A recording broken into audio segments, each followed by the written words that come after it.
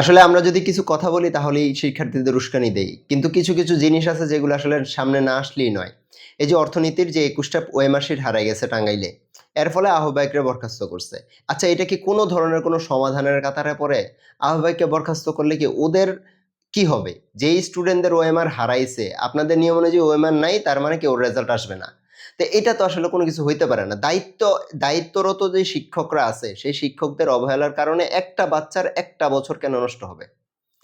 এইটার জন্য একটা প্রপার রোডম্যাপ আপনারা বানান। শিক্ষা মন্ত্রণালয়ে যেহেতু বসে আছেন, বসে থেকে এই কাজগুলো কেন করেন না? শিক্ষকদের যেই দায়িত্ব অবহেলার কারণে শিক্ষার্থীদের ১ টা বছর কেন নষ্ট হবে? ওদের ওএমআর শিট হারাইলে কিভাবে কি, কি করা যায় সেগুলো আপনারা আলোচনা করেন। আলোচনা করে প্রপার একটাই নেন। ১ম পত্রে যা পাইছে ২য় পত্রে তার ঐরকম লাগলে দেন বা কিছু বেশি দেন। দিয়ে এই বিষয়গুলাকে সুন্দরভাবে আপনারা একটা সিস্টেমের মধ্যে আনেন। তারপর চট্টগ্রাম বোর্ডের পরীক্ষা। চট্টগ্রাম বোর্ডের পরীক্ষা স্থগিত করছেন তো করছেন। তো ওদের আবার পরীক্ষা নিবেন। একেবারে সব পরীক্ষা শেষে আপনার রুটিন দেওয়া লাগবে কেন? আগেভাগে রুটিনটা দেন। দিলে তো বাচ্চারা একটু প্রিপারেশন নিতে পারে।